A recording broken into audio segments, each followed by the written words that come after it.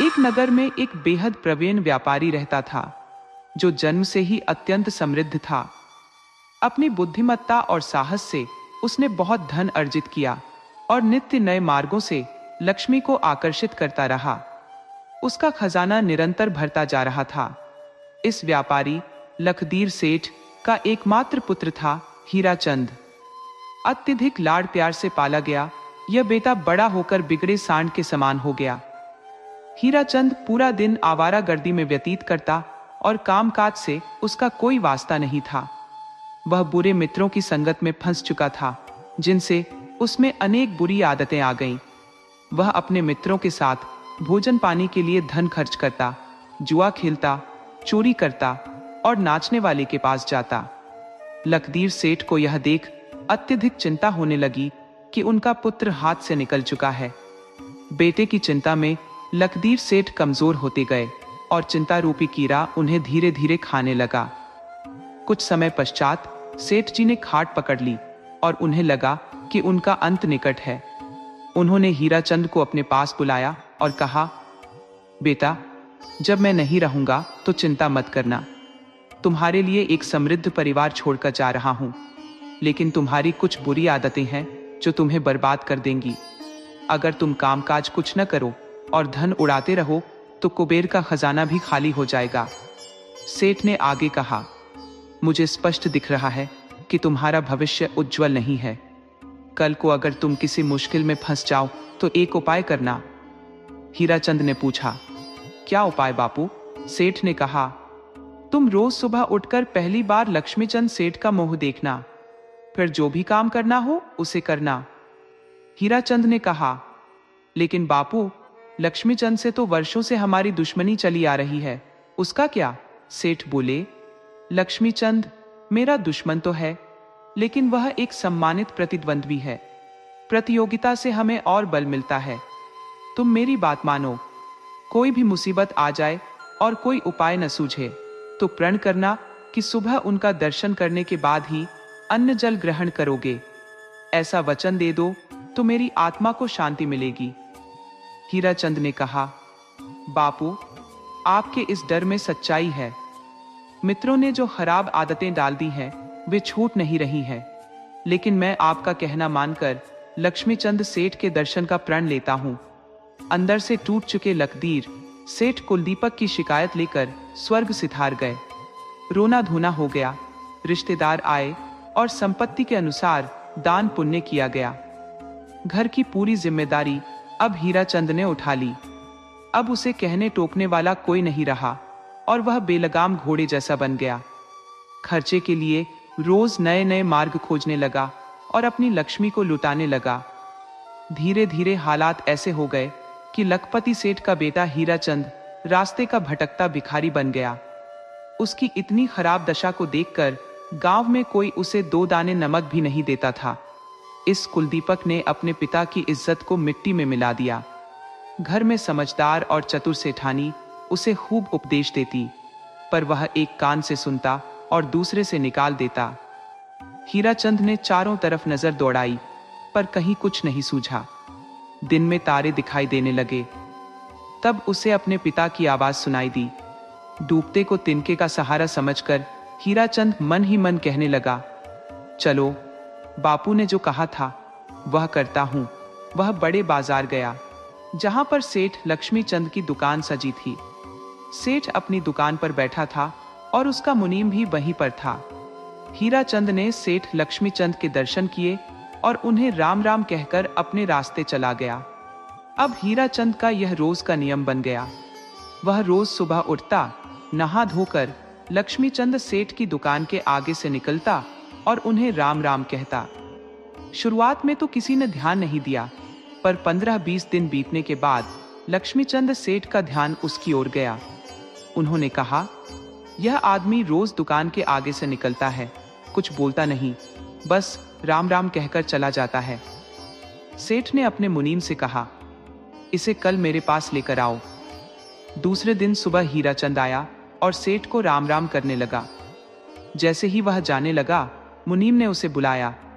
हीराचंद, इधर आओ, तुम्हें सेठ बुला रहे हैं। सेठ ने हीराचंद को अपने पास बिठाया और पूछताछ करने लगा। भाई, तुम किसके बेटे हो? हीराचंद ने उत्तर दिया, लखदीर सेठ का। अरे, तू लखदीर सेठ का बेटा है? तेरी ऐसी दशा! तेरे पिता तो एक बहुत ही समृद्ध व्यक्ति थे। हीराचंद ने उत्तर दिया, हाँ सेठ जी, जीवन में धूप छाम आता रहता है। मरते समय मेरे पिता ने कहा था कि जब बुरे दिन आए तो प्रतिदिन उठकर लक्ष्मीचंद सेठ का मुंह देखना और राम राम करना। लक्ष्मीचंद सेठ ने पूछा, लेकिन भाई, तुम्हारा उद्देश्य क्या है? तुम्हें रुपए पैसे की जरूरत है? व्यापार धंधा करना हो तो मैं तुम्हारा सहयोग कर सकता हूं। ना सेठ जी, ना। किसी उद्देश्य से मैं यहां नहीं आता, बल्कि मेरे पिता ने कहा था कि बुरे दिनों में सुबह उठकर सेठ का मुंह देखना और राम राम करना, बस इसीलिए आता हूं। अच्छा, कोई बात नहीं, पर जरा दिल की खिड़की खोलकर बता कि तेरी ऐसी दशा क्यों हुई? सेठ, मेरे अंदर कुछ बुरी आदतें आ गई हैं। उन्हीं की वजह से मैं डूबता जा रहा हूं। ऐसी कौन सी आदतें हैं? मित्रों के साथ नाश्ता पानी करना, जुआ खेलना, चोरी करना और नाचने वालियों के पास जाना। ये सुनकर लक्ष्मीचंद सेठ घर के अंदर एकांत में चले गए।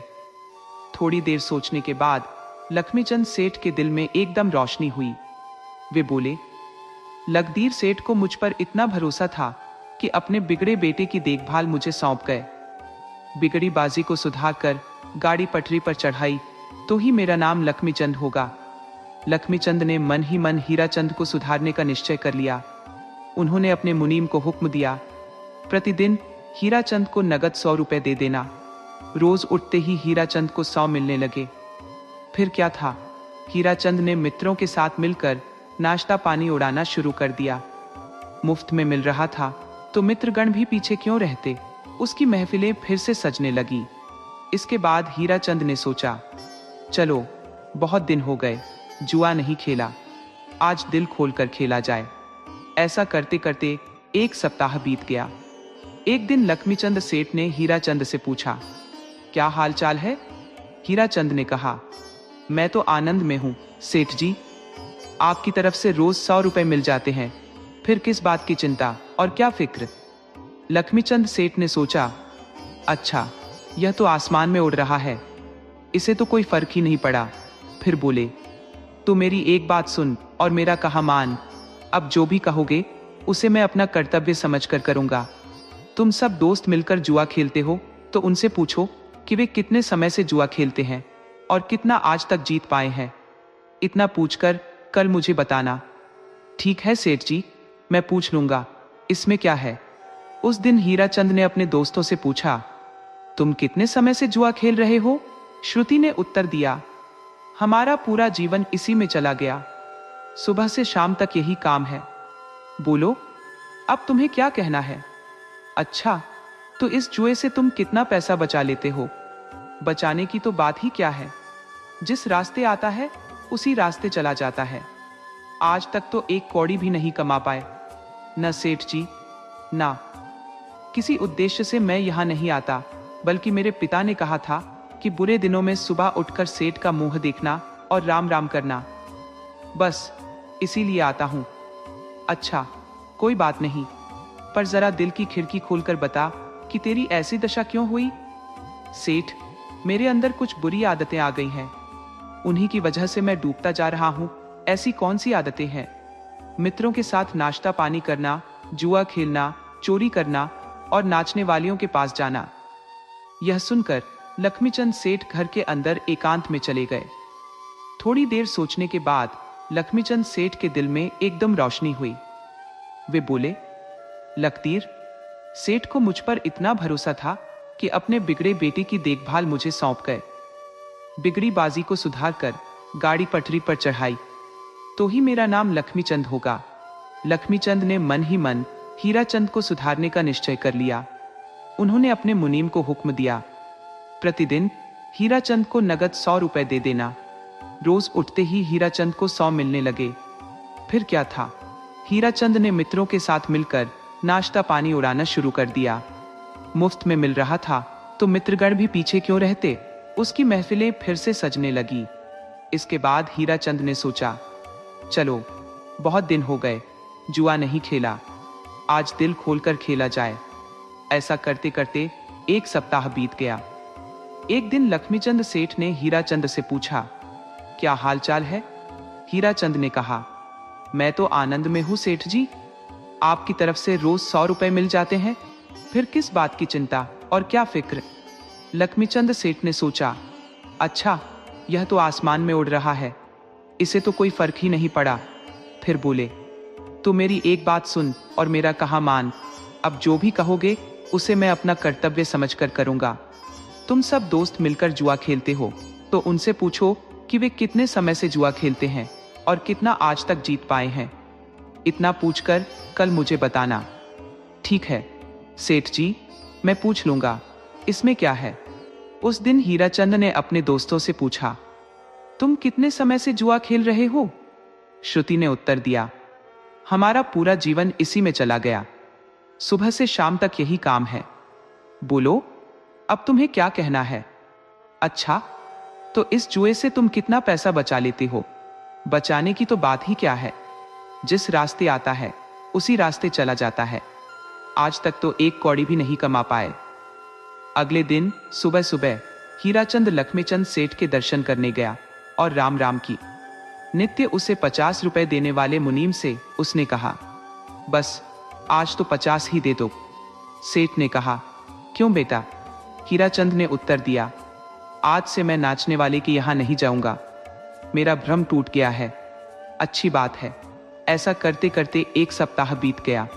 लक्ष्मीचंद ने अपने हीराचंद से कहा, भाई तुम सुबह और शाम को नाश्ता पानी करने के लिए होटल में जाते हो, इसके बदले एक दिन दोपहर में जाओ और अंदर जाकर देखो वहां पर क्या होता है, किस तरह का खेल चल रहा है। हीराचंद ने कहा, ठीक है, इसमें क्या है, आज मैं दोपहर को ही जाऊंगा। हीराचंद रोज वहां पर जाता था और बाहर रखी मेज पर बैठकर चाट पकौड़ी का आनंद लेता था, कभी अंदर गया ही नहीं। सेठ का कहना मानकर आज वह अंदर चला गया। गर्मी की तपती दोपहर, ऐसी गर्मी कि रहा ना जाए। काम का आटा गूंथ रहे थे, खुले बदन से पसीना टपक रहा था, मुंह से लार भी गिरे तो वह भी आटे के साथ कुछ मिल जाए। यह सब उसने अपनी आंखों से देखा। कभी कभी तो नाक का पानी भी गिरता था, मकड़ियां उसमें दब जाती थी, वह निकालकर ढेर में रखती जाती थी। हीराचंद को यह सब देखकर अधीरता होने लगी। उसने कहा, आज तक मैं ऐसा गंदा और मटमैला ही खाता रहा, इसकी अपेक्षा घर का भोजन कितना बेहतर है। उसने होटल का त्याग कर दिया और मन ही मन में निश्चय किया कि आज के बाद कभी इस होटल की सीढ़ियों पर कदम नहीं रखेगा। अगली सुबह हीराचंद ने फिर सेठ का दर्शन किया और उसे राम राम की। मुनीम 25 रुपए देने वाला था, तब उसने कहा, रहने दो, अब पैसे नहीं चाहिए। सेठ ने कहा, क्यों बेटा, क्या होटल के नाश्ता पानी से तेरा मन उड़ गया? हीराचंद ने उत्तर दिया, हाँ, अब एक ही बुरी आदत रह गई है, चोरी करना। सेठ ने कहा, तो तुम ऐसा करो, राजमहल में जाओ और राजा के पलंग के नीचे जड़े हुए रत्नों को निकालो, तुम्हारी चोरी और चतुराई की परीक्षा होगी। हीराचंद ने उत्तर दिया, अच्छा, जैसा आप कहें। चोरी करना तो मेरे बाएं हाथ का खेल है। घोर अंधेरी रात थी, सारा नगर निश्चिंत होकर सो रहा था। हीराचंद राजमहल में सेंध लगाने के लिए निकल पड़ा। उसी समय नगर का राजा, जो भेष बदलकर घूम रहा था, उसने हीराचंद को देख लिया और पूछा, अरे कौन हो तुम? हीराचंद ने उत्तर दिया, मैं तो चोर हूं, लेकिन तुम? राजा ने कहा, मैं भी तुम्हारे जैसा ही हूं, हम दोनों एक ही पंथ के पंथी हैं। चलो, अच्छा हुआ, एक से भले दो, मुझे बल मिल जाएगा। आज मैं राजमहल में चोरी करने वाला हूं। हीराचंद ने कहा, अच्छा चलो। दोनों पीछे के रास्ते से राजमहल के पास पहुंच गए। वहां पर राजमहल के चौकीदार इत्मीनान से सो रहे थे और खर्राटे भर रहे थे। तुम यहीं ठहरो, मैं अंदर जाकर राजा के पलंग के नीचे लगे रत्न निकाल कर लाता हूं। तुम यहां रहना और अगर कुछ गड़बड़ हो तो मुझे आगाह कर देना। यह कहकर हीराचंद घर के भीतर चला गया। वह अपने काम में बड़ा माहिर था। वह छुपते छुपाते राजा के कमरे में पहुंच गया और वहां पलंग के नीचे जड़े रत्न निकाल लिए। बाहर आकर उसने ब्रश बदले हुए राजा को चारों रत्न दिखाए और कहा, यह देखो, इनमें से 2 तुम्हारे हैं और 2 मैं रख लेता हूं। यह कहकर दोनों अपने अपने रास्ते चल दिए। अगली सुबह महल में खलबली मच गई कि राजमहल में चोरी हो गई है। राजा ने अपने मंत्रियों को आदेश दिया कि जाकर देखें क्या क्या सामान चोरी हुआ है। मंत्री बहुत ही चालाक था। उसने मौके का फायदा उठाते हुए राजा की तिजोरी भी साफ कर दी और सारे हीरे जवाहरात अपने घर पहुंचा दिए। फिर वह राजा के पास गया और बोला, महाराज, आपके पलंग के नीचे के चारों रत्न और पूरी तिजोरी भी खाली है। लेकिन राजा जानता था कि हीरे सिर्फ पलंग के नीचे के ही निकाले गए हैं। फिर भी वह मंत्री की बेईमानी देखकर चुप ही रहा। इधर हीराचंद उन चारों रत्नों को लेकर सेठ जी के पास पहुंचा और उन्हें दिखाया। सेठ ने कहा, शाबाश, तुझमें तो बहुत हिम्मत है और सच बोलने के कारण मेरे मन में तेरे लिए सम्मान का भाव उत्पन्न हो रहा है। उधर राजा ने सोचा कि चोर सच्चा है और मेरे हिस्से के 2 रत्न भी मुझे लौटा गया। हिम्मत वाला और बहादुर भी था। अगर मैं ढूंढूंगा तो शायद वह हाजिर हो जाए, और न भी हुआ तो भी अच्छा। राजा ने पूरे नगर में ढिंढोरा पिटवा दिया कि जिसने चारों रत्न चुराए हैं वह राजा के सामने हाजिर हो जाए तो उसे अभयदान दिया जाएगा, उसकी जान बख्श दी जाएगी। लक्ष्मीचंद सेठ और हीराचंद दोनों रत्न लेकर राजा के महल में हाजिर हुए। राजा ने कहा, व्यापारी का बेटा होते हुए भी ऐसे काम में लग गया। लक्ष्मीचंद ने जड़ से लेकर छोटी तक सारी कहानी राजा को बताई। सुनकर राजा आश्चर्यचकित हो गया। फिर राजा ने अपने मंत्री को बुलाया और कहा, राजमहल में कितनी चोरी हुई है? सारी सच्चाई हीराचंद के सामने उजागर हुई। राजा ने कहा, अगर रत्न ही नहीं चुराए थे तो तिजोरी कैसे खाली हो गई? राजा ने मंत्री के घर की तलाशी करवाई और चोरी का सारा माल पकड़ा गया। राजा ने मंत्री से कहा, यह अच्छा नहीं किया तुमने।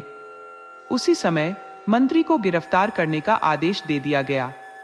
राजा ने हीराचंद की ओर देखा और कहा, तुम इतने चतुर और होशियार होते हुए भी इस तरह के काम में क्यों लगे हो? मेरी मानो, मैं तुम्हें अपने राज खजाने से एक बड़ा इनाम देता हूं।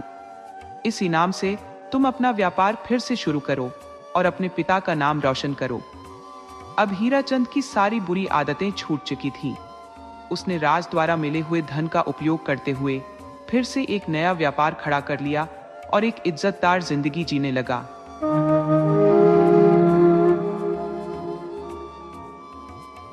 गुजरात के समुद्री तट के समीप स्थित गांव सलाया कभी एक प्राकृतिक बंदरगाह था। यहाँ बंदरगाह के किनारे सभी प्रकार के समुद्री वाहनों की मरम्मत होती थी, जहाँ लोहार, बढ़ई और अन्य कारीगर अपनी जीविका कमाते थे। दूर दूर से आने वाले जहाज यहाँ अपना लंगर डालते थे।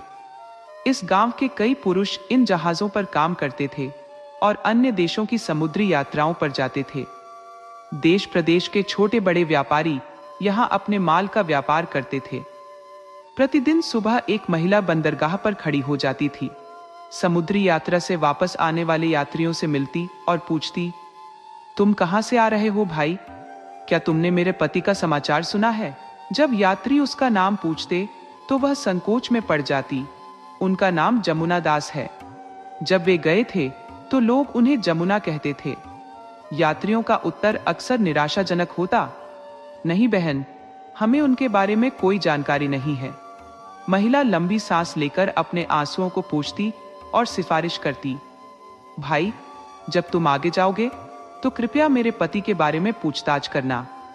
अपने लोगों से भी यह अनुरोध करना और इस गरीब बहन का काम जरूर करना। यात्री उसकी बात सुनकर वादा करते, हाँ बहन, इसमें कोई कठिनाई नहीं है। महिला अन्य आने वालों की प्रतीक्षा में समुद्र की ओर नजरें टिकाए रखती। जब कोई दूसरा यात्री वहां से गुजरता तो वह फिर से पूछती, क्या आपने जमुना दास सुमरीवाला को देखा? उत्तर में वही निराशाजनक उत्तर मिलता, नहीं बहन, हमने नहीं देखा। तो आपके पति कितने साल पहले गए थे? भाई, यह 15 वर्ष हो गए हैं। विवाह मंडप से ही वे चले गए थे। तो फिर बहन, कोई बातचीत हुई? नहीं भाई, न कोई पत्र, न कोई समाचार। एक यात्री ने सांत्वना देते हुए कहा, समुद्र देवता है, वे किसी को अधिक दिन नहीं रख सकते। आज नहीं तो कल तुम्हारे पति लौट आएंगे। तुम्हारे मुंह में घी शक्कर भाई, लेकिन कृपया थोड़ा ध्यान रखना, महिला ने कहा। वह कैसा दिखता है? महिला ने नीचे देखते हुए कहा। वह गोरे और मजबूत है, पर मैंने उन्हें ध्यान से नहीं देखा। ऐसा कैसे हो सकता है बहन? भाई, मैं 8 वर्ष की थी जब मेरा विवाह हुआ और वे 16 वर्ष के थे। उनके पिता ने दोबारा विवाह कर लिया और घर में झगड़े होने लगे। तब मेरे पति ने अलग घर बसाने के लिए परदेश में जाकर कमाई करने का निर्णय लिया और यात्रा पर निकल पड़े। मैंने सोचा कि जब तक मैं घर संभालने योग्य बनूं, वे वापस आ जाएंगे, लेकिन अब तक नहीं आए। सागर यात्री सागर के वफादार और साहसी होते हैं। सागर पर उनकी अटूट आस्था होती है। वे आश्वासन देते हुए कहते हैं, बहन, मैं नए सफर पर जाता रहता हूं। अवश्य ही तुम्हारे पति की खोजबीन करूंगा। बाकी सब समय का फेरबदल है। आज दुख है तो कल सुख भी होगा। मैं भी इसी आशा पर जीवित हूं। पिछले 5 वर्षों से सलाया की बंदरगाह पर यह महिला नित्य एक ही सवाल पूछती थी। उसका नाम नाथीबाई था। वह खेलाराम की पुत्री और पंडाया के हरिश्चंद्र की पत्नी थी। गेलाराम की मृत्यु हो चुकी थी और उनके पीछे नाथीबाई और उसकी मां ही अकेली बची थी। मां बेटी गांव में अनाज मजदूरी करके अपना जीवन यापन करती थी। नाथीबाई का पति जमुना दास विवाह के तुरंत बाद ही परदेश चला गया था। पुत्र के ब्याह के बाद उसके पिता ने स्वयं भी पुनः शादी कर ली। घर में नई सासू आई और झगड़े होने लगे। वर्षों तक यही चलता रहा। नाथीबाई रोज बंदरगाह पर जाकर नए मर्दों से अपने पति के बारे में पूछती थी। ये बात गांव में फैल गई और एक दिन सासू ने झगड़ा किया और नाथीबाई को उसकी मां के पास भेज दिया। मां बेटी के बीच भी इस बात को लेकर काफी खींचातानी हुई। नाथीबाई चुपचाप समुद्र के किनारे जाकर पति की खबर लेने लगी। दिन बीतते गए, महीने बीते और वर्षों बीत गए। जमुना दास को गए हुए 15 वर्ष हो गए थे। न उसकी कोई खबर आई, न कोई चिट्ठी। धीरे धीरे उसकी आशा टूटने लगी।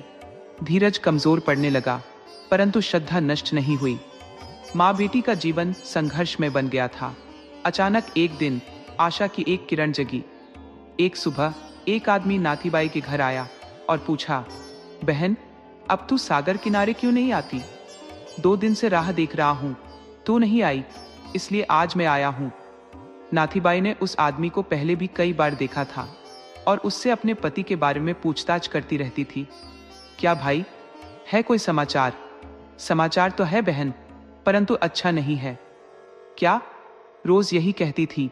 इसलिए मैंने मुंबई में जाकर पूछताछ की और आखिरकार पता लगा ही लिया। आज से 7 वर्ष पहले सुंदर जी का वाहन वतन वापस आ रहा था। उसे चीनी लुटेरों ने पकड़ लिया था और साथ में तेरा पति भी पकड़ा गया था। तब वहां से एक खत अबे से भेजा गया जिसमें तेरे पति का नाम भी था। लगभग 30 आदमी पकड़े गए थे। तो भाई, उन लुटेरों ने बंधकों को छोड़ने के एवज में कितनी रकम मांगी? पेश की तो सबकी मिलाकर 40,000 कोरी मांगी गई। अकेले जमुना दास का 6,000 कोरी जितना है। सभी को एक द्वीप पर रखा गया है। यह द्वीप अबे से 150 कोस दूर मध्य समुद्र में स्थित है। वहां समुद्री लुटेरों का ठिकाना है, ऐसा समाचार मिला है। बहुत मेहरबानी भाई। फिर वह आदमी सारा समाचार सुनाकर वहां से चला गया, परंतु मां बेटी को नए दुख की वेदना में डाल गया। नाथीबाई के संग कोई पुरुष नहीं था। निराश्रित और असहाय, उसकी इंद्रियों का कोई सहारा नहीं था। कहाँ थे अमेज, कहाँ समुद्री लुटेरे और कहाँ सलाया? मां ने कहा, जमुना दास के पिता हरिश्चंद्र को सूचना दे देते हैं। अरे, अगर पिता को परवाह होती तो क्या 15 वर्ष बीत जाते? उनसे उम्मीद रखना बेकार था। नाथीबाई दिन भर भूत की तरह भटकती रही। उसका हृदय अनजाने दुख से व्यथित था। कहां जाऊं, किससे पूछूं? समुद्री लुटेरों को कौन पकड़ेगा? वह अपने पति के दर्द की कल्पना करने लगी। कल्पना की तरंगों में उसे अपना दुख थोड़ा कम लगने लगा। उसने सोचा कि 7 वर्षों से मेरे पति समुद्र पर नजरें गड़ाए होंगे कि कोई आएगा, कोई तो छुड़ाएगा। उनके हृदय में भी ऐसी ही आशा उठती होगी। उनके पैरों में जंजीरें बंधी होंगी, परंतु उन्हें छुड़ाने कौन जाएगा? पिता तो है नहीं और माँ तो है ही नहीं। कभी कभी उसके मन में एक विचार कौंधता, क्यों नहीं, उनका कोई नहीं है तो मैं हूं ना, मैं जाऊंगी। विचार दृढ़ता में बदल गया। नाथीबाई ने मन ही मन निर्णय कर लिया कि मैं ही जाऊंगी। वैसे भी इस तरह के अस्त व्यस्त जीवन का क्या फायदा? नाथीबाई ने अपने विचार मां को बताए। माता को बहुत क्रोध आया। उसने बेटी को धमकाया, परंतु नाथीबाई का मन नहीं बदला। आखिरकार माता ने कहा, अगर तुम्हें जाना ही है तो मैं भी साथ आऊंगी, मेरा यहाँ पर क्या है। माँ बेटी ने अपना सलाया का घर बंद कर दिया, अपने घर की सारी वस्तुएं बेच डाली, अपने गहने जेवर तक बेचे। नाथीबाई ने 3000 कोरी का इंतजाम कर लिया। फिर वे दोनों माँ बेटी एक व्यापारी के पास गईं। जब उस व्यापारी ने 2 स्त्रियों को बिना किसी पुरुष के आते देखा तो वह हैरान रह गया। उसने माँ बेटी के खाने पीने का प्रबंध किया। फिर सेठ बोला, अरे बहन, तूने इतना कष्ट उठाया, इसके लिए तो मैं तुम्हें धन्यवाद देता हूं। परंतु समुद्री लुटेरे दगाखोर होते हैं, वे पेश की भी खा जाते हैं और कैदियों को भी नहीं छोड़ते। नाथीबाई ने कहा, भाई मैं तो जरूर जाऊंगी। उन लुटेरों के पास भी आदमी होंगे, उनकी भी बहू बेटियां होंगी। उनके समक्ष अपना आंचल फैलाऊंगी, पैर पढ़ूंगी, विनती करूंगी, परंतु अपने पति को वापस लेकर ही आऊंगी। तुम कृपया मेरे लिए एक समुद्री वाहन की व्यवस्था कर दो। उस व्यापारी की आंखों में आंसू आ गए। वह बोला, मैं तुम्हारी हिम्मत को धन्यवाद देता हूं, परंतु लुटेरों के पास अपना समुद्री वाहन कौन भेजेगा? नाथीबाई ने कहा, कोई भी उपाय करो, टूटा फूटा तेल जैसा कोई भी समुद्री वाहन मुझे चलेगा, मैं जिंदगी भर तुम्हें आशीर्वाद दूंगी। तब सेठ सिर पर हाथ रखकर सोचने लगा और बोला, बहन, अगर तेरी मदद नहीं की तो भगवान को मैं क्या मुंह दिखाऊंगा? तुम ठहरो, मैं सांझ तक कुछ व्यवस्था करता हूं। शाम तक सेठ ने एक भारी रकम चुकाकर उनके लिए एक नौका का इंतजाम कर दिया। फिर सेठ बोला, बहन, मैं तुम्हें रोकूंगा नहीं, पर अकेले जाने भी नहीं दूंगा। यह मेरा इकलौता पुत्र हासम है, इसे तुम्हारे साथ भेजता हूं। यह उन लुटेरों और तुम्हारी भाषा दोनों जानता है, तो यह तुम्हारी मदद जरूर करेगा। रात के समय में नाथीबाई, उनकी माता और सेठ का जवान बेटा हासम, ये तीनों यात्री उस नौका पर रवाना हो गए। 3 दिन की लंबी यात्रा के बाद वे उस द्वीप पर पहुंचे जहां समुद्र के बीच लुटेरे अपनी मजबूत किलेबंदी में रहते थे। द्वीप के चारों ओर लुटेरों ने कठोर पहरा लगा रखा था। पहरेदारों ने नौका को रुकवाया। वाहन को द्वीप कार्यालय जाने वाला जानकर किनारे पर ही रोक दिया गया।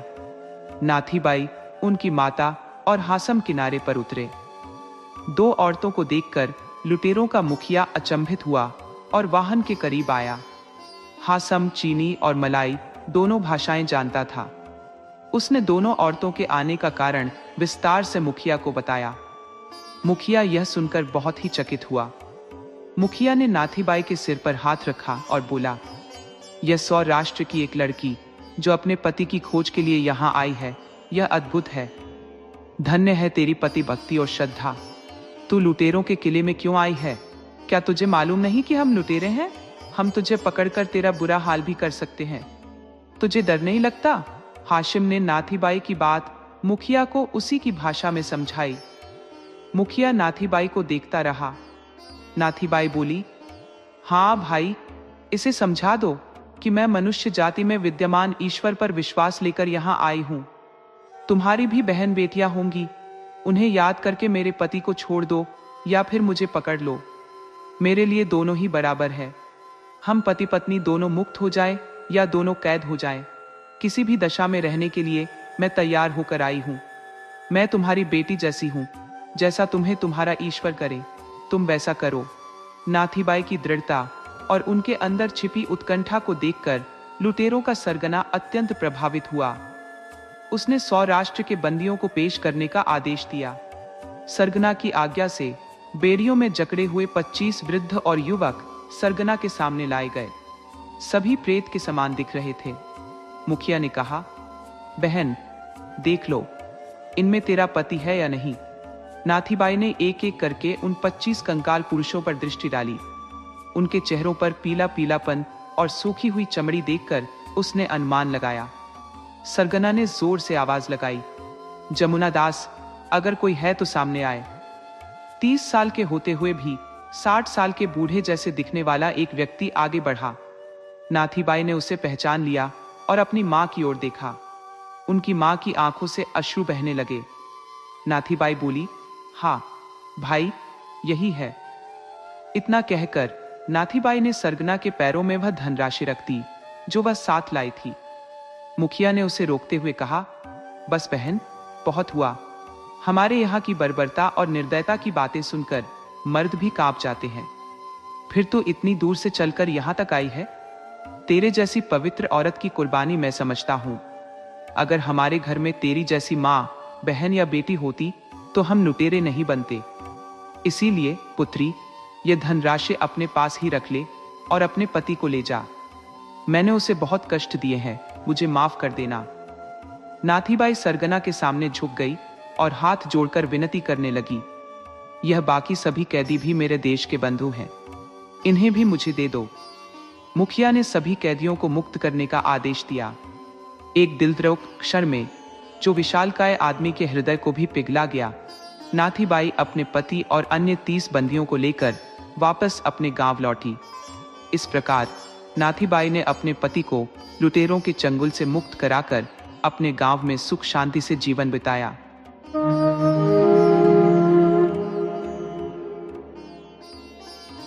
देवधर और मंगल की मित्रता ऐसी थी जैसे एक ही आत्मा के दो अवयव हों। यदि एक को चोट लगती तो पीड़ा दूसरे को होती थी। वे दोनों बचपन से ही अभिन्न मित्र थे और अब उनकी मित्रता इतनी पुरानी हो चुकी थी कि लोग उनकी दोस्ती का उदाहरण देने लगे थे। वे दोनों अब वयस्क हो चुके थे, जिससे उनके माता पिता को उनके भविष्य की चिंता सताने लगी थी। परंतु दोनों में से कोई भी इसके लिए तैयार नहीं था, क्योंकि वे पहले अपना व्यवसाय स्थापित करना चाहते थे। दोनों ने अपना अपना व्यवसाय शुरू कर लिया था। एक दिन दोनों ने तय किया कि वे मिलकर व्यापार करेंगे और मिलकर व्यापार करने लगे। उनका व्यापार बहुत सफल हुआ और उन्होंने खूब धन अर्जित किया। उनकी सारी गरीबी दूर हो गई और वे ठाट बाट से रहने लगे। व्यापार जम जाने के बाद अब बारी थी उनके विवाह की। गांव की लड़कियों के साथ मंगल और देवधर की शादी कर दी गई। शादी के बाद देवधर के स्वभाव में कुछ परिवर्तन आने लगा, जिसका कारण उसकी पत्नी थी। देवधर की पत्नी मंगल को पसंद नहीं करती थी और उसे मंगल से बहुत ईर्ष्या थी। वह अक्सर अपने पति को उसके मित्र के खिलाफ भड़काती रहती और कहती कि मंगल एक अच्छा इंसान नहीं है और कभी भी आपको व्यापार से बाहर निकाल सकता है। धीरे धीरे इन बातों का असर देवधर पर भी होने लगा। इस प्रकार 2-3 साल बीत गए और देवधर के मन में भी अपने मित्र के प्रति ईर्ष्या का भाव आ गया। जबकि मंगल एक सच्चा और सरल इंसान था, जिसके मन में कोई छल कपट नहीं था। देवधर ने बेईमानी करने का विचार किया और व्यापार में हेराफेरी शुरू कर दी, क्योंकि व्यापार का सारा हिसाब किताब वही संभालता था। उसने व्यापार में घाटा दिखाना शुरू कर दिया। मंगल एक सीधा और नेक इंसान था, जिसे इस गड़बड़ी की भनक भी नहीं लगी। एक समय ऐसा आया जब मंगल व्यापार में भागीदार नहीं रहा। मंगल ने अपने जीवन में पहली बार ऐसा धोखा खाया था और इससे उसे गहरा सदमा लगा। धीरे धीरे वह चुप रहने लगा और किसी से बात नहीं करता था। वह न हंसता न बोलता था, जिससे उसकी पत्नी और माता पिता परेशान रहने लगे। इस प्रकार घर में पैसों की तंगी भी रहने लगी। दूसरी ओर मंगल की सेहत निरंतर गिरने लगी। मंगल की पत्नी संतोष ने अनेक वैद्य और हकीमों से मंगल का इलाज करवाया, किंतु कोई भी फायदा नहीं हुआ। किसी को उसकी बीमारी की वास्तविकता समझ में नहीं आ रही थी और मंगल दिन ब दिन कमजोर होता जा रहा था। दूसरी तरफ देवधर अपने संसार में मग्न था। उसने हीरा फेरी से काफी धन संचित कर लिया था और अब वह अलग से अपना व्यापार करके खूब धन कमा रहा था। उसकी पत्नी ने भी खूब आभूषण बना लिए और सज धज कर घूमती थी। गांव के लोग देवधर के विश्वासघात को देखकर हैरान थे, लेकिन कोई भी खुलकर सामने नहीं आता था। एक दिन मंगल का चचेरा भाई सोमदत्त उससे मिलने आया। मंगल की हालत देखकर वह चौंक गया। संतोष ने चिंतित होकर कहा, देवर जी, आप अपने भैया का इलाज करवाइए। हम तो गांव में इलाज करवा करवा कर हार गए, लेकिन कोई भी फायदा नहीं हुआ। सोमदत्त ने कहा, भाभी, आप मुझे पूरी बात विस्तार से बताइए। संतोष ने सारी कहानी सोमदत्त को विस्तार से बता दी। सोमदत्त बोला, भाभी, मंगल का इलाज किसी हकीम या वैद्य के पास नहीं है, इसका इलाज कुछ और ही है। उसने कहा, जब तक मंगल का मित्र देवधर खुद आकर मंगल से माफी नहीं मांगेगा, मंगल ठीक नहीं होगा। संतोष ने निराश होकर कहा, देवर जी, देवधर अब बहुत ही धनी और घमंडी हो गया है, उसका माफी मांगना नामुमकिन है। हम गरीब उसके सामने टिक ही नहीं सकेंगे। सोमदत्त ने दृढ़ता से कहा, मैं इस नामुमकिन काम को मुमकिन करके दिखाऊंगा। मैं बिना धन के भी उसे नीचा दिखाऊंगा। अगले दिन से ही सोमदत्त ने अपनी योजना पर काम करना शुरू कर दिया। जब देवधर अपनी दुकान पर जा रहा था, उसने देखा कि एक आदमी उसकी तरफ देखकर जोर जोर से हंस रहा था। देवधर को लगा कि वह यूं ही हंस रहा होगा। असल में वह सोमदत्त था, जो हंसकर वहां से भाग गया। थोड़ी ही दूर जाने के बाद देवधर ने देखा कि 4 लोग खड़े होकर आपस में बातें कर रहे थे। जैसे ही देवधर उनके पास से गुजरा, उनमें से एक ने देवधर की तरफ देखा, कुछ कहा और फिर सारे लोग जोर जोर से हंसने लगे। देवधर को लगा कि ये सभी लोग उसकी तरफ देखकर हंस रहे हैं। हो सकता है कि मेरी पगड़ी टेढ़ी है। उसने अपनी पगड़ी ठीक की और गुस्से में आगे बढ़ गया। अब वह अपनी दुकान पर पहुंच चुका था।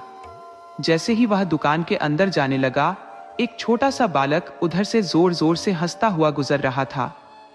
देवधर का क्रोध और बढ़ गया। उसने बालक को बुलाकर पूछा, ऐ लड़के, क्यों हंसता है? लड़के ने कहा, यूं ही, और वहां से चला गया। असल में यह सब सोमदत्त की योजना थी। उसने गांव के कुछ लोगों को अपने साथ मिला लिया और देवधर को जगह जगह देखकर उस पर हंसने लगते, जिससे देवधर को क्रोध आ रहा था। देवधर का आज दुकान में मन नहीं लग रहा था।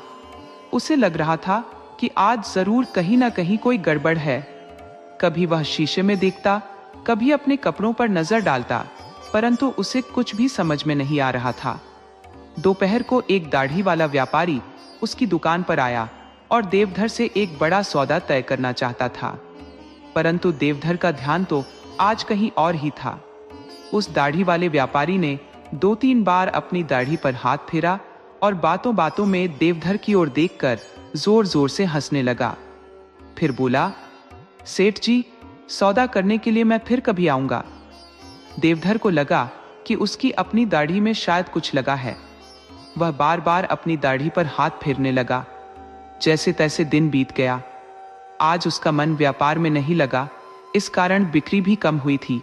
घर जाकर देवधर ने सारी बातें अपनी पत्नी को बताई। वह भी यह सब सुनकर परेशान हो गई।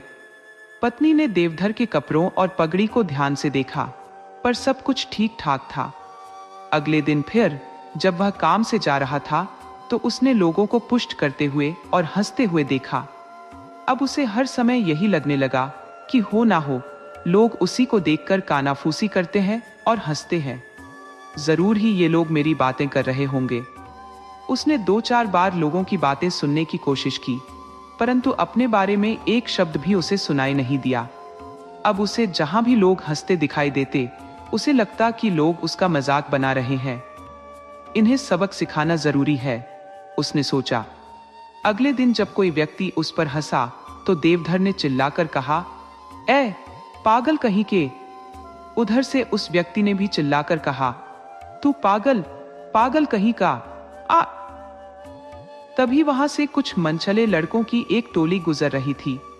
यह सब देखकर वे भी देवधर के साथ मुस्करी करने लगे और उसे पागल, पागल कहीं का कहकर चिढ़ाने लगे। देवधर आग बबूला हो गया और उन्हें मारने के लिए दौड़ा। 1 सप्ताह के अंदर हालत यह हो गई कि जब देवधर इधर उधर निकलता, लोग कहते, पागल है, पागल कहीं का। यह सुनकर वह चला जाता और गुस्से में पागलों जैसी हरकतें करने लगता। उसका व्यापार अब मंद पड़ने लगा था। धीरे धीरे उसकी हालत खराब होने लगी। अगले दिन गांव के जमींदार के बेटे की शादी थी। जमींदार ने सारे गांव के लोगों को दावत पर बुलाया था। देवधर भी अच्छे कपड़े पहनकर और सज धज कर दावत में शामिल हुआ। सोमदत्त पहले से ही वहां उपस्थित था। जमींदार खुशी से मेहमानों से मिल रहा था और उनका स्वागत कर रहा था। सोमदत्त जमींदार के पास जाकर फुसफुसाकर बोला, आप गांव के सबसे धनी व्यक्ति से नहीं मिलेंगे? यह जो सामने दाढ़ी वाले सज्जन खड़े हैं, वह खुद को आपसे भी बड़ा जमींदार समझते हैं। सोमदत्त ने यह बात देवधर की ओर इशारा करते हुए कही।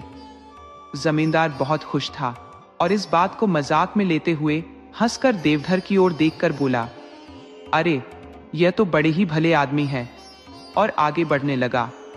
देवधर ने सोमदत्त को पहचाना और जान गया कि यह वही आदमी है जो पहले दिन उसे देखकर हंसा था। उसके बाद ही हर कोई उसे देखकर हंसने लगा। देवधर को लगा कि सोमदत्त कोई राज जानता है, जो उसने जमींदार को भी बता दिया। तभी तो जमींदार भी हंसने लगा। देवधर ने अपनी दाढ़ी पर हाथ फेरा और परेशान हो उठा। वह सोमदत्त से मिलने के लिए भागा, परंतु तब तक सोमदत्त वहां से गायब हो चुका था। अगले दिन सुबह देवधर ने अपनी दाढ़ी साफ करवा ली और सोमदत्त को ढूंढने निकल पड़ा। उसके मन में यह बात चल रही थी कि सोमदत्त ने जमींदार को क्या बताया होगा।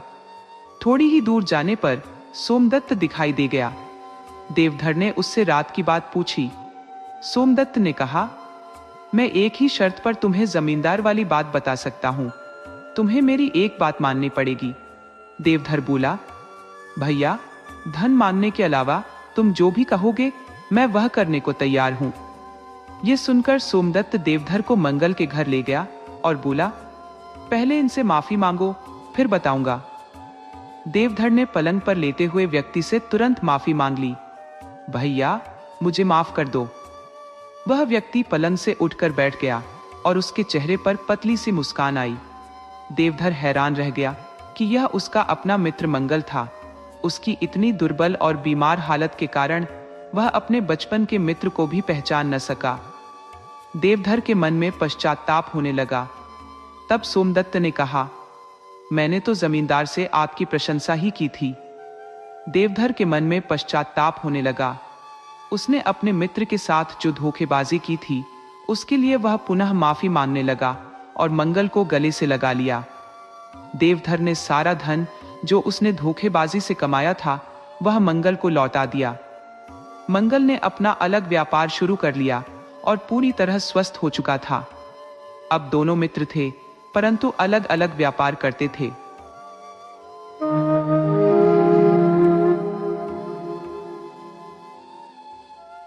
सोनपुर गांव में कलावती नाम की एक महिला रहती थी। प्रातः काल सूर्य की सुहावनी सुनहरी धूप में कलावती दोनों बेटों को जांघों पर बैठाकर बड़े प्यार से दूध और रोटी खिलाती।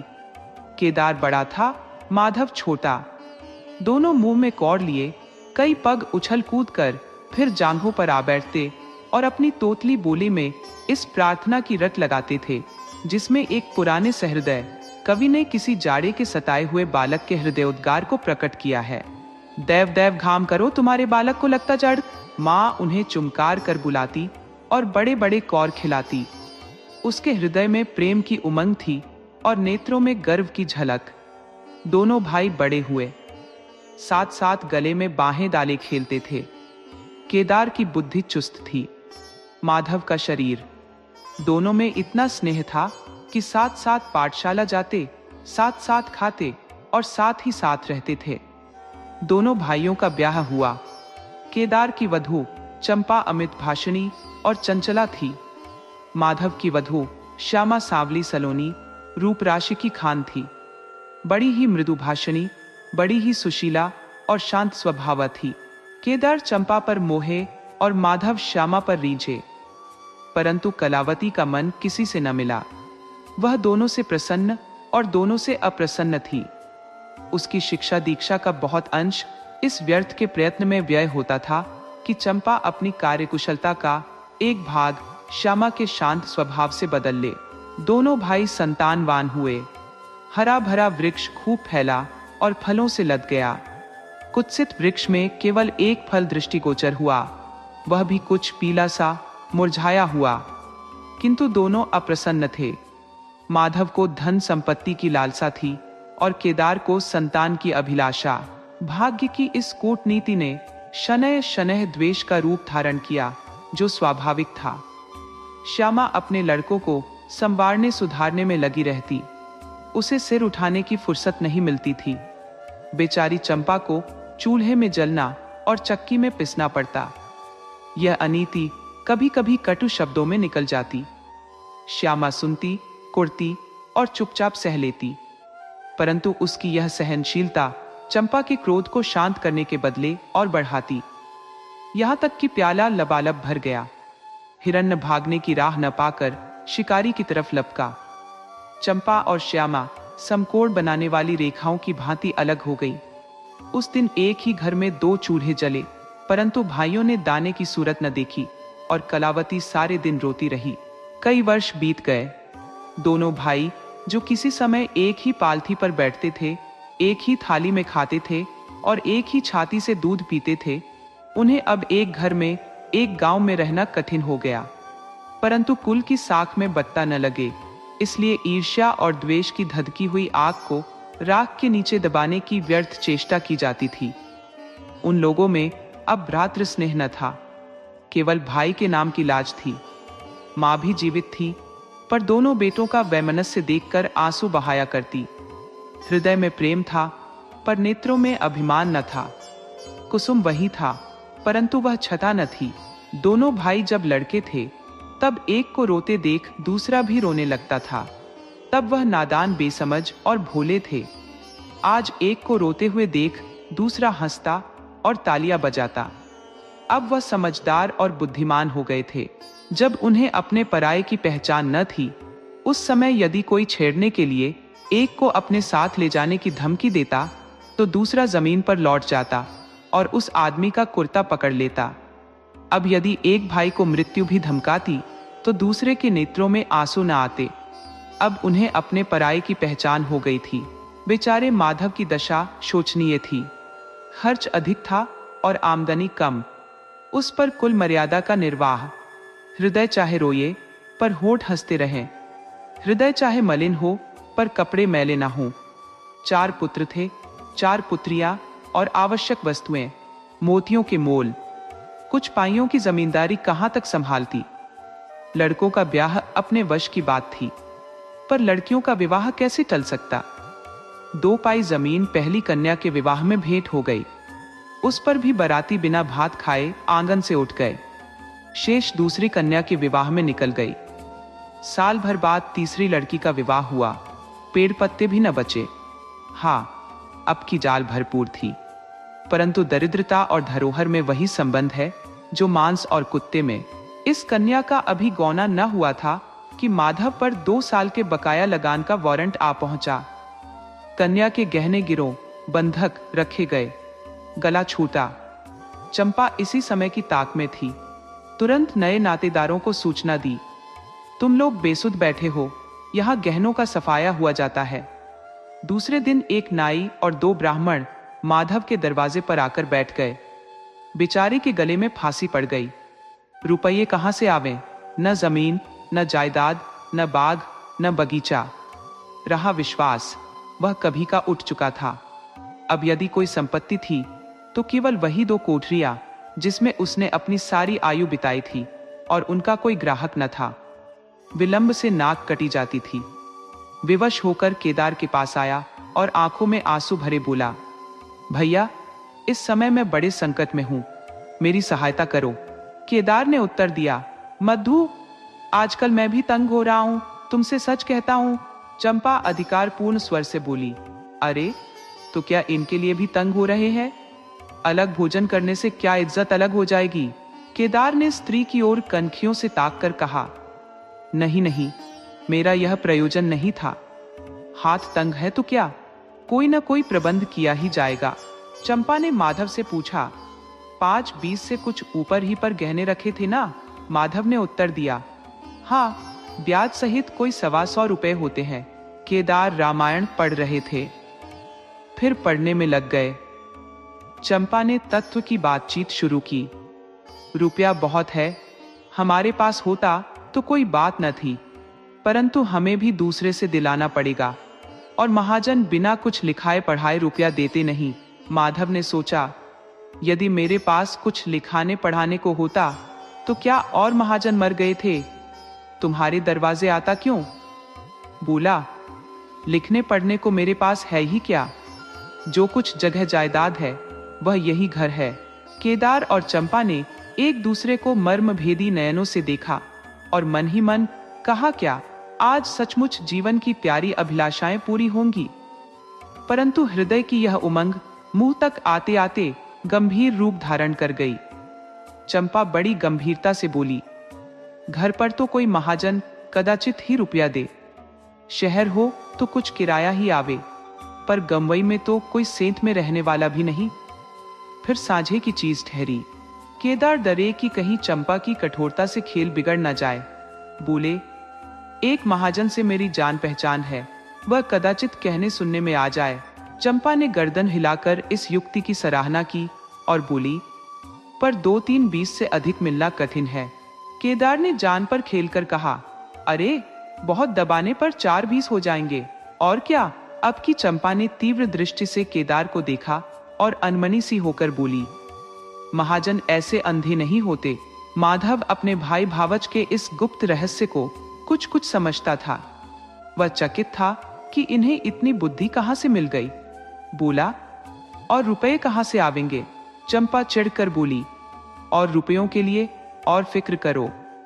125 रुपये इन 2 कोठरियों के इस जन्म में कोई न देगा। 4-20 चाहो तो एक महाजन से दिला दूं, लिखा पढ़ी कर लो। माधव इन रहस्यमय बातों से सशंक हो गया। उसे भय हुआ कि यह लोग मेरे साथ कोई गहरी चाल चल रहे हैं।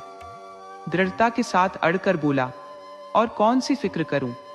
गहने होते तो कहता, लाओ रख दूं। यहां तो कच्चा सूत भी नहीं है। जब बदनाम हुए तो क्या 10 के लिए, क्या 50 के लिए? दोनों एक ही बात है। यदि घर बेचकर मेरा नाम रह जाए तो यहां तक तो स्वीकार है, परंतु घर भी बेचूं और उस पर भी प्रतिष्ठा धूल में मिले, ऐसा मैं न करूंगा। केवल नाम का ध्यान है, नहीं एक बार नहीं कर जाऊं तो मेरा कोई क्या करेगा?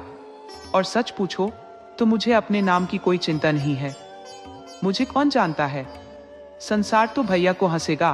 केदार का मुंह सूख गया। चंपा भी चकरा गई। वह बड़ी चतुर वाक निपुण रमणी थी। उसे माधव जैसे घमार से ऐसी दृढ़ता की आशा न थी।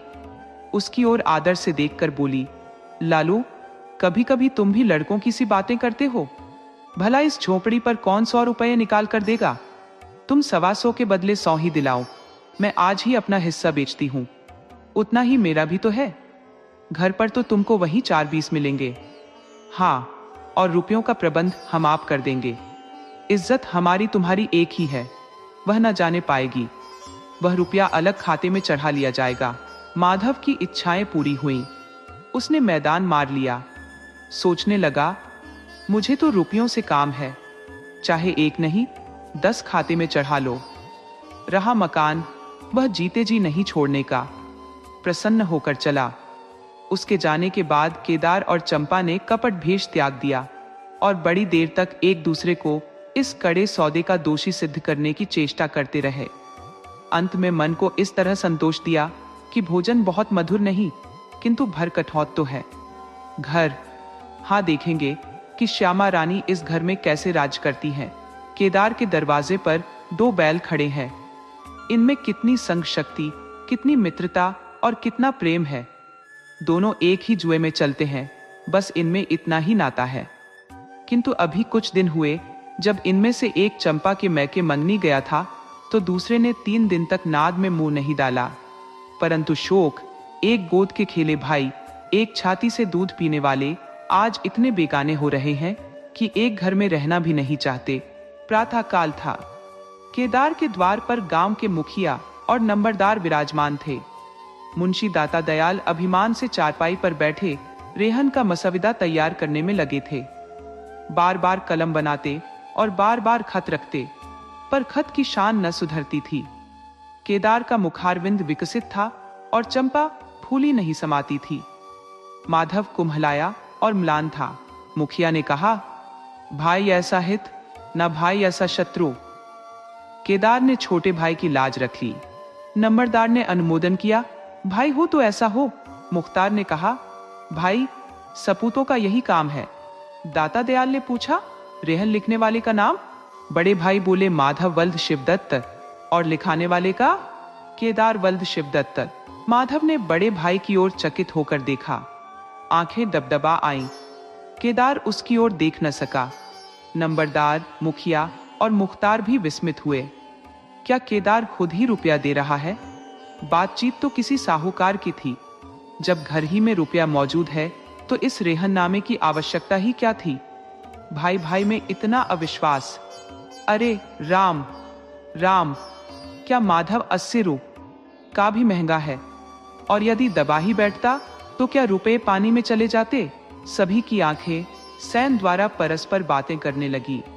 मानो आश्चर्य की अथाह नदी में नौकाएं डगमगाने लगी। श्यामा दरवाजे की चौखट पर खड़ी थी। वह सदा केदार की प्रतिष्ठा करती थी, परंतु आज केवल लोकरीति ने उसे अपने जेठ को आड़े हाथों लेने से रोका। बूढ़ी अम्मा ने सुना तो सूखी नदी उमड़ आई। उसने एक बार आकाश की ओर देखा और माथा ठोंक लिया। अब उसे उस दिन का स्मरण हुआ आया जब ऐसा ही सुहावना सुनहरा प्रभात था और दो प्यारे प्यारे बच्चे उसकी गोद में बैठे हुए उछल कूद कर दूध रोटी खाते थे। उस समय माता के नेत्रों में कितना अभिमान था, हृदय में कितनी उमंग और कितना उत्साह। परंतु आज आज नयनों में लज्जा है और हृदय में शोक संताप। उसने पृथ्वी की ओर देखकर कातर स्वर में कहा, हे नारायण, क्या ऐसे पुत्रों को मेरी ही कोख में जन्म लेना था?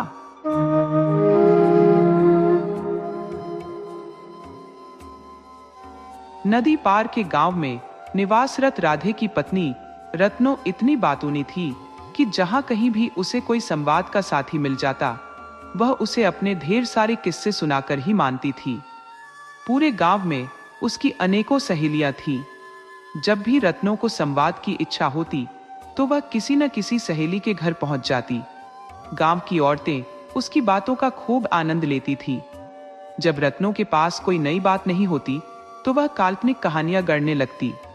अत्यधिक बातूनी होने के कारण वह अपने घर की निजी बातें भी दूसरों को बता देती थी। दरअसल कोई भी बात उसके पेट में टिकती ही नहीं थी।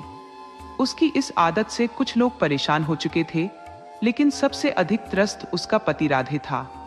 वह हमेशा उसे समझाता कि कम बोला करो और घर की बातें बाहर मत बताया करो, परंतु रत्नों के कानों पर जू तक नहीं रेंगती थी। बातचीत के चक्कर में उसे खाना बनाने में भी देर हो जाती थी और कभी कभी तो वह घर के जरूरी काम भी भूल जाती थी। राधे जब खेतों से लौटता तो उसे खूब डांटता, लेकिन इसका कोई फायदा नहीं होता था। एक दिन राधे अपने खेतों में हल चला रहा था, तभी उसके हल से कोई वस्तु टकराई। खन खन की आवाज सुनकर वह चौकन्ना हो गया। उसने थोड़ी मिट्टी हटाई तो देखा कि वहां कोई धातु का बर्तन दबा हुआ है। राधे ने उस जगह को निशान लगा दिया और सारा दिन चुपचाप काम करता रहा ताकि कोई उसे देख न ले। जब शाम हो गई और हल्का अंधेरा होने लगा तो उसने उस जगह की खुदाई शुरू कर दी। थोड़ी देर में वहां से एक कलश निकला जिसमें हीरे, मोती, सोना, चांदी और गहने भरे हुए थे। यह देखकर राधे की खुशी का ठिकाना नहीं रहा, लेकिन तभी उसे ध्यान आया कि अगर रत्नों को इस खजाने के बारे में पता चल गया तो वह पूरे गांव में यह बात फैला देगी और यह खजाना राजा के पास चला जाएगा। राधे समझ नहीं पा रहा था कि वह इस खजाने का क्या करे।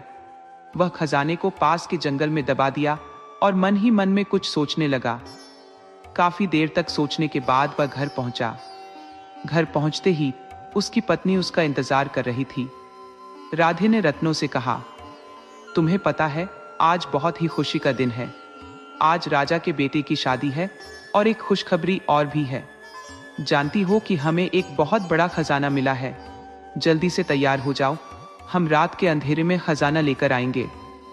रत्नो जल्दी से तैयार हो गई और कुछ ही देर में वे जंगलों से गुजर रहे थे। अचानक एक पेड़ की टहनी से रत्नो के सिर पर कुछ टकराया।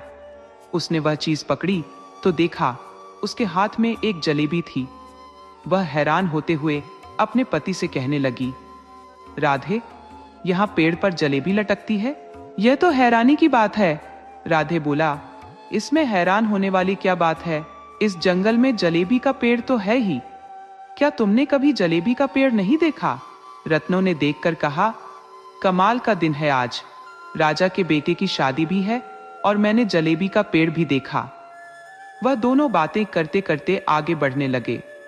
कुछ ही दूर गए थे कि राधी ने देखा जंगल में एक जगह पर कुछ मछलियां इधर उधर बिखरी पड़ी थी। वह बोला, लगता है जंगल में मछलियों की बारिश हुई है। हमें जरा जल्दी है, नहीं तो हम कुछ मछलियां रख लेते, खाने के काम आती। रत्नो ने विस्मय में आंखें फैलाते हुए पूछा, क्या मछलियों की बारिश? ये तो कमाल हो गया। मुझे एक और नई चीज देखने को मिल गई। मैंने तो मछलियों की बारिश के बारे में आज तक नहीं सुना। राधे ने कहा, मुख्य है ना, तुम घर पर ही रहती हो, तुम्हें बाहर की चीजों के बारे में पता ही नहीं है, वरना तुम्हें मछलियों की बारिश के बारे में जरूर ज्ञान होता। वह दोनों फिर से आगे बढ़ने लगे। रात का अंधेरा बढ़ता जा रहा था। राधे ने कहा, लगता है तुम्हें एक ही दिन में जंगल की सारी जानकारी मिल जाएगी। रत्नो ने कहा, हाँ, सच में जंगल में तो सब कमाल का ही है। जलेबी का पेड़, मछलियों की बारिश और आज राजा के बेटे की शादी भी है। तभी राधे बोला, बस हम खजाने तक पहुंचने ही वाले हैं। राधे ने एक जगह पहुंचकर मिट्टी खोदकर खजाने वाला कलश निकाल लिया और बर्तनों को दिखाया। रत्नो खुश भी थी और हैरान भी।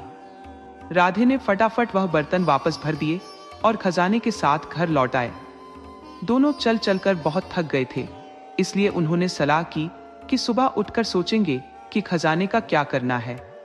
दोनों को लेटते ही नींद आ गई, लेकिन राधे चुपचाप उठा और उसने खजाने वाले कलश को उठाकर एक सुरक्षित स्थान पर छुपा दिया और फिर चैन से सो गया।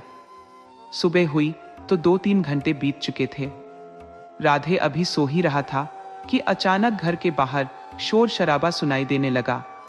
उसकी आंख खुल गई। उसने देखा बाहर लोगों की भीड़ जमा थी। पूछने पर पता चला कि लोग खजाना देखने आए हैं। सुबह सुबह रत्नो जब पानी भरने गई थी तो उसने अपनी पड़ोसनों को खुशखबरी सुनाई कि उन्हें बहुत बड़ा खजाना मिला है। यह बात फैलते फैलते राजा तक पहुंच गई। राजा ने राधे को दरबार में बुलाया और कहा, सुना है तुम्हें कोई बड़ा खजाना मिला है, कहाँ है वह खजाना? राधे ने कहा, हुजूर, हमें कोई खजाना नहीं मिला। लगता है मेरी पत्नी ने कोई सपना देखा होगा जिसके बारे में उसने आपको बताया है। राजा ने उत्तर दिया, तुम्हारी पत्नी ने खुद गांव के लोगों को बताया है। राधे ने कहा, हुजूर, मेरी पत्नी तो एक नंबर की गप्पी है, उसकी बातों पर यकीन न करें। राजा ने कहा, नहीं, हम इस बात की परीक्षा खुद लेंगे। कल दरबार में तुम्हारी पत्नी को पेश किया जाए। अगले दिन रत्नो को भी दरबार में हाजिर किया गया। वह बहुत ही खुश थी। राजा ने रत्नो से पूछा, तुम्हें कोई खजाना मिला है? रत्नो आत्मविश्वास से भरी स्वर में बोली, हुजूर, 2-3 दिन पहले मिला था। खजाना? अच्छा, जरा विस्तार से बताओ, तुम्हें खजाना कहाँ मिला? रत्नो बोली, हुजूर, उस दिन कमाल का दिन था। परसों की ही बात है। उस दिन राजा यानी आपके बेटे की शादी भी थी। राजा एकदम से बोला, मेरा बेटा तो सिर्फ 4 साल का है, शादी के लायक हुआ ही नहीं। तुम ठीक से याद करो और सोच समझकर बोलो। रत्नो बोली, हुजूर, उस रात मैंने पहली बार जलेबी का पेड़ देखा। राजा ने आश्चर्य से रत्नो की ओर देखा और बोला, जलेबी का पेड़? रत्नो बोली, हुजूर, उस रात मैंने मछलियों की बरसात भी देखी। राजा ने कहा, लगता है यह कोई पागल औरत है, इसे यहां से ले जाओ। जब सैनिक उसे बाहर ले जाने लगे तो रत्नो चिल्ला चिल्ला कर कहने लगी, मैं सच कहती हूं, हमें खजाना मिला था। राधे बोला, हुजूर, मैंने पहले ही कहा था कि मेरी पत्नी की बातों पर विश्वास ना किया जाए। राजा ने राधे को छोड़ दिया। अगले दिन राजा ने 2 सैनिकों को राधे के घर खजाना ढूंढने के लिए भेजा, लेकिन उन्हें खजाना कहीं नहीं मिला तो सैनिक वापस लौट आए। तब जाकर राधे ने चैन की सांस ली और सोचा कि अगर उसने वह योजना नहीं बनाई होती और उस रात जंगल में जाकर पेड़ पर जलेबियां नहीं लटकाई होती और रास्ते में मछलियां नहीं फेंकी होती, तो आज सारा खजाना राजा के पास होता। पर शुक्र है कि उसकी योजना सफल रही और उसकी पत्नी बेवकूफ बन गई। अब वह दोनों सुख चैन से अपने घर में रहने लगे।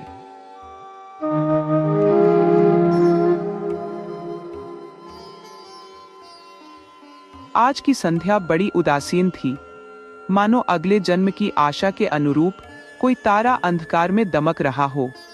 पखवाड़े के दिन थे और ऐसी शांत शाम को अंबाला गांव के चबूतरे पर ठाकुर जी की आरती की प्रतीक्षा हो रही थी। छोटे छोटे बच्चों की भीड़ लगी थी। किसी के हाथ में चांद सी चमकती कांसे की झालर झूल रही थी, तो कोई बड़े बड़े नगाड़ों पर चोट करने की प्रतीक्षा कर रहा था। छोटे छोटे बच्चे इस उम्मीद में नाच रहे थे कि प्रसाद में उन्हें मिश्री का एक टुकड़ा, नारियल की 25 करें तथा तुलसी जल से सुवासित मीठा चरणामृत मिलेगा। बाबा जी ने अभी तक मंदिर को नहीं खोला था। कुएं के किनारे पर बैठे बाबा जी मनन कर रहे थे, जबकि बड़े उम्र के लोग छोटे बच्चों को उठाए हुए चबूतरे पर बैठे थे। सभी मौन थे। यह एक ऐसी शाम थी, बड़ी उदास। किसी ने धीमी आवाज में दुख भरे लहजे में कहा, ऋतु मंद पड़ती जा रही है। दूसरे ने इस दुख में वृद्धि करते हुए कहा, यह कलयुग है, अब कलयुग में ऋत्विक हिलते नहीं, खेले तो कैसे खेलें। तीसरे ने कहा, ठाकुर जी का मुखारविंद कितना महंगा पड़ गया है। एक ने कहा, 10 वर्ष पहले उनके मुख पर कितना तेज था। सभी लोग धीमी आवाज में बातों में तल्लीन थे। उसी समय अंबाला गांव के बाजार से 2 व्यक्ति सीधे चले आ रहे थे। आगे पुरुष था और पीछे स्त्री। पुरुष की कमर में तलवार और हाथ में लकड़ी थी। पुरुष को तुरंत पहचाना नहीं जा सका था, परंतु राजपूतानी अपने पैरों की चाल, घेरदार लहंगे और ओढ़नी से पहचानी जाती थी। राजपूत ने लोगों को राम राम नहीं किया। इससे गांव के लोग समझ गए कि ये अजनबी है। अपनी ओर से ही लोगों ने उन्हें राम राम कहा। उत्तर में राम राम कहकर यात्री जल्दी जल्दी आगे बढ़ गया। उसके पीछे राजपूतानी अपने पैरों की एड़ियों को देखते हुए आगे बढ़ रही थी। एक दूसरे के मुंह की ओर देखते हुए लोगों ने कहा, ठाकुर जी, कितनी दूर जाना है? जवाब मिला, यही कोई आधा मील। तब तो आप लोग यहीं रुक जाइए। क्यों इतना जोर दे रहे हो? यात्री ने त्वरितता से कहा। इसका कोई खास कारण नहीं है, परंतु समय अधिक हो गया है और साथ में महिला है। मैं इसी से कह रहा हूं, अंधेरे में बिना किसी कारण के जोखिम क्यों लेते हो?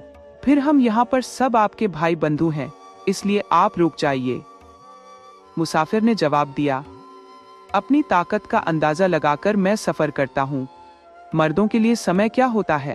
अब तक तो अपने से बढ़कर मैंने कोई बहादुर नहीं देखा।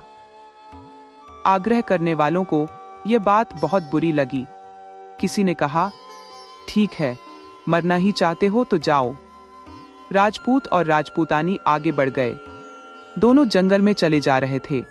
सूर्य अस्त हो चुका था। दूर से मंदिर में आरती के घंटे की ध्वनि सुनाई दे रही थी।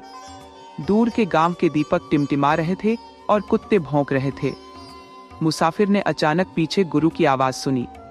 एक राजपूतानी ने पीछे मुड़कर देखा तो उसे गांव का जटा हलकारा कंधे पर डाक की पोटली लटकाए, हाथ में घुंघरू वाला भाला लिए जाते दिखाई दिया। उसकी कमर में एक तलवार लटक रही थी।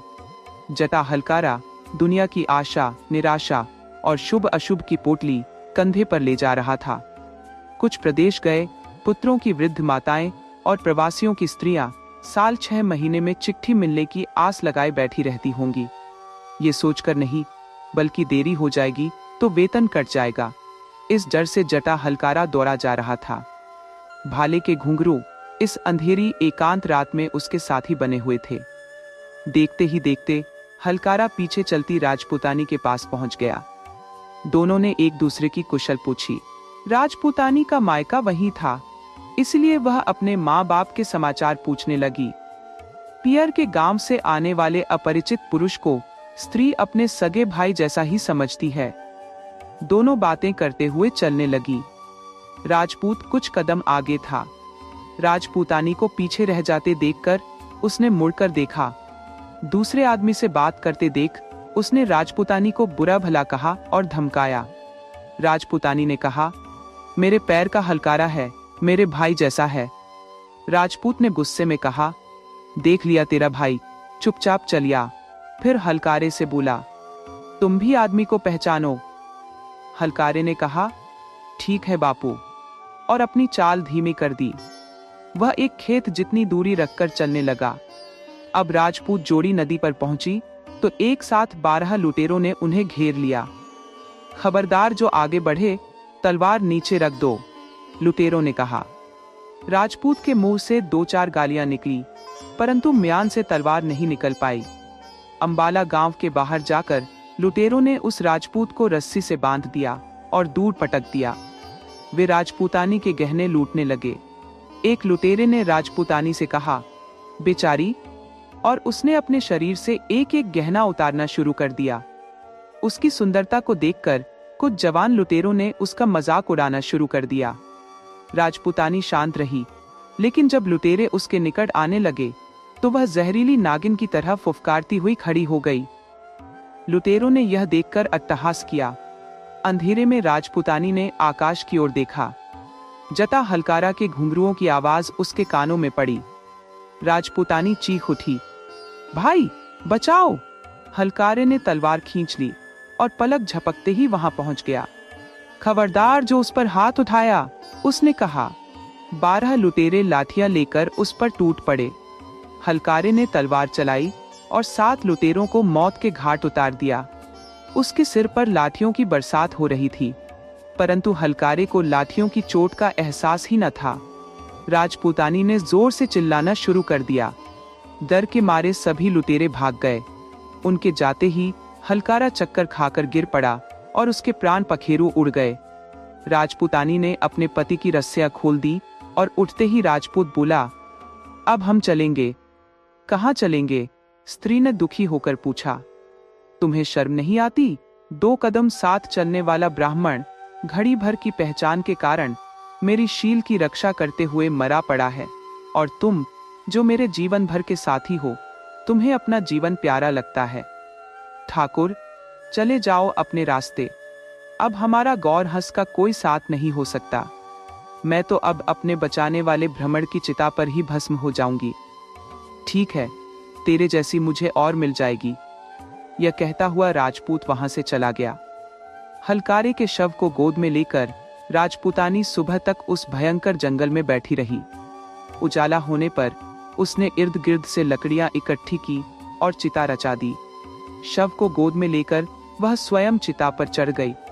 अग्नि सुलग उठी। दोनों जलकर खाक हो गए। कायर पति की स्त्री जैसी शोकातुर संध्या की उस घड़ी में चिता की क्षण ज्योति देर तक चमकती रही। अंबाला और रामधारी के बीच आज भी जटा और अतीत की स्मृति सुरक्षित है। पुराने समय की बात है। एक गांव में लाजो नाम की एक विवाहिता अपनी सास के साथ रहती थी। कम उम्र में ही लाजो की शादी हो गई थी। शादी के कुछ दिन बाद ही लाजो का पति दिल्ली सल्तनत चला गया, सुल्तान की फौज में भर्ती होने के लिए। सास बहू में बहुत ही प्रेम था। वे दोनों माँ बेटी की तरह रहती। सास घर का सारा काम करती और लाजो बाहर गाय बकरी चराती और खेती बाड़ी का काम संभालती। लाजो अपने पति से बहुत ही प्रेम करती थी। उसकी याद में लाजो कई बार उदास हो जाती थी। यही हाल लाजो की सास का भी था। बुढ़ापे में बेटे से दूर रहने की चिंता उसे खाई जा रही थी। वह दोनों ऐसे ही अपने दिन काट रही थी। देखते देखते 6 साल गुजर गए। लाजो का पति दिल्ली सल्तनत से वापस नहीं आया और न ही उसकी कोई खबर आई। लाजो का यकीन था कि उसका पति एक दिन जरूर लौटेगा। एक तपती गर्मी में लाजो खेतों में काम कर रही थी। काम करते करते वह काफी थक गई। जब इधर उधर नजर दौड़ाई तो बाकी औरतें घर जा चुकी थी। काम और गर्मी से वह काफी थक चुकी थी। और प्यास से उसका गला सूखने लगा। लाजो ने सोचा, थोड़ा ही काम बचा है, पूरा करके ही घर जाती हूँ। वह फिर से काम में लग गई। तभी उसके पीछे से उसे एक आवाज सुनाई दी। उसने देखा, एक साधु अलख निरंजन बोलता हुआ उसकी तरफ आ रहा है। साधु लाजो को देखकर उसके समीप आ गया और लाजो से उसका परिचय पूछने लगा। लाजो ने कहा, मैं बहुत बड़े सेठ की बेटी हूँ और इस गांव में अपनी सास के साथ रहती हूँ। मेरे ससुर का देहांत हो चुका है। साधु ने पूछा, और तेरा पति कहाँ है? लाजो ने जवाब दिया, मेरे पति कई सालों से प्रदेश में है और मैं उनकी याद में ही दिन काट रही हूँ। साधु ने कहा, क्यों उस निर्मोही के बारे में सोच रही हो जिसने इतने वर्षों से तेरी कोई खोज खबर नहीं ली? उसे अपनी माँ की भी याद नहीं आई। लाजो को साधु की ये बातें नागवार गुजरी। उसने अनसुना कर दिया और अपने काम में लग गई। साधु ने फिर टोका, क्यों उस निर्मोही की याद में अपना समय बर्बाद करती हो? और वह लाजो के निकट आने लगा। लाजो ने धमकाते हुए कहा, तू जोगी है या ढोंगी है? अगर फिर यहां दिखाई दिया तो तेरी खैर नहीं। साधु मुस्कुराते हुए बोला, अरे तू तो नाराज हो गई। क्या सेठ की बेटी को गाली देना शोभा देता है? चल दोनों छाव में बैठते हैं, तो थक गई होगी। अब लाजो का पारा चढ़ गया। वह बोली, निर्लज्ज, शर्म नहीं आती इस तरह की बात करते हुए? चुपचाप यहां से चला जा, वरना ये कुदाली तेरे सिर पर दे मारूंगी। लाजो का गुस्सा देखकर साधु वहां से चला गया और गांव की ओर निकल गया। घूमते घूमते वह लाजो के घर पहुंच गया और भिक्षा मांगने लगा। साधु ने कहा, माता, जोगी को भिक्षा दे दे, तेरा भला होगा। सालों से खोया हुआ तेरा लड़का घर लौट आएगा। ये सुनते ही लाजो की सास साधु के चरणों में गिर गई और उसे घर के अंदर ले गई। लाजो की सास ने साधु को आसन पर बिठाते हुए कहा, साधु बाबा, बाहर आप क्या कह रहे थे कि सालों से खोया हुआ मेरा लड़का वापस आ जाएगा? साधु ने हंसते हुए कहा, पर माँ, भूखे पेट भोजन नहीं होता। सुबह से भूखा घूम रहा हूँ, पहले भोजन करवा दो, फिर बातें करेंगे। लाजो की सास बोली, बाबा आप बैठो, मैं आपके लिए खाना चूल्हे पर चढ़ा देती हूँ। इतनी देर में खेत में काम पूरा करके लाजो घर आ गई। अपने आंगन में साधु को बैठे देखकर उसे फिर से गुस्सा आ गया। उसने साधु से कहा, अरे कपटी, तू मेरे घर तक आ गया। बहू की आवाज सुनकर सास बाहर आई और पूछा, क्या हुआ? लाजो ने कहा, माँ, ये कोई साधु नहीं है, कपटी है, कपटी। सास ने कहा, एक साधु के बारे में ऐसा नहीं बोलते। तू अंदर जा, भोजन परोस, मैं आती हूँ। लाजो ने भोजन परोसा और सास को बुलाया। सास भोजन लेकर साधु को देने लगी। साधु ने देखा भोजन पत्तल में परोसा है। साधु बोला, यह क्या? अब मैं पत्तल में भोजन करूंगा? मुझे उस थाली में भोजन दे जिस पर लोगों का पति भोजन करता था। साधु का इतना कहना ही था कि लाजो का पारा हद से ज्यादा चढ़ गया। वह गुस्से में पूरी लाल हो गई और बोली, अब तूने नीचता की हद पार कर दी है। तेरी हिम्मत कैसे हुई ये कहने की? उसने आंगन में रखी कुदाल को हाथों में लिया और साधु की तरफ बढ़ने लगी। लाजो का यह गुस्से वाला रूप देखकर साधु भौचक्का रह गया। उसने साधु का चोला उतारा और लाजो की सास के पैरों में गिर गया। बोला, माँ, पहचान मुझे, मैं तेरा ही बेटा हूँ। लाजो, माफ कर दो मुझे, मैंने तुझे इतना इंतजार करवाया। मैं तो तेरी परीक्षा ले रहा था। मेरे भाग्य में तेरी जैसी पतिव्रता स्त्री का होना ही मेरे लिए सब कुछ है। लाजो की सास ने बहू को पहचान लिया। तीनों एक दूसरे से लिपटकर रोने लगे और इस तरह लाजो का परिवार फिर से एक बार खुशहाल हो गया।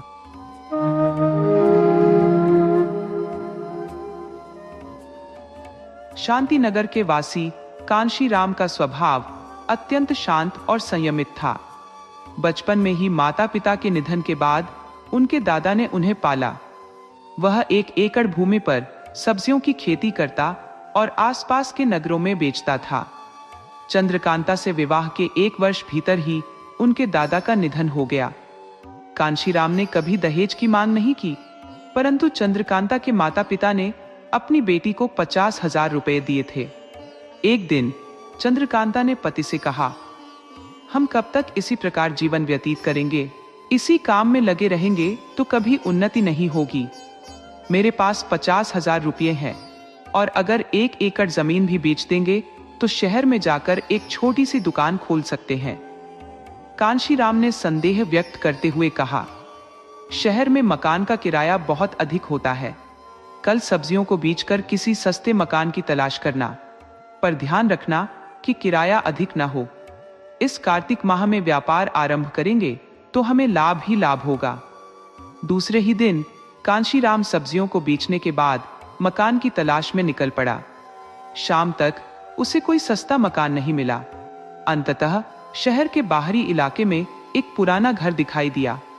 कांशीराम ने दरवाजा खटखटाया तो एक वृद्ध ने दरवाजा खोला और पूछा, क्या चाहिए? कांशीराम ने पूछा, क्या आपके घर में किराए पर देने के लिए कोई हिस्सा है?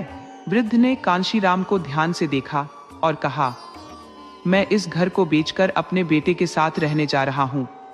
1 साल पहले मैंने इसे 50,000 रुपये में खरीदा था। उसी कीमत पर तुम्हें दे दूंगा। खरीदोगे?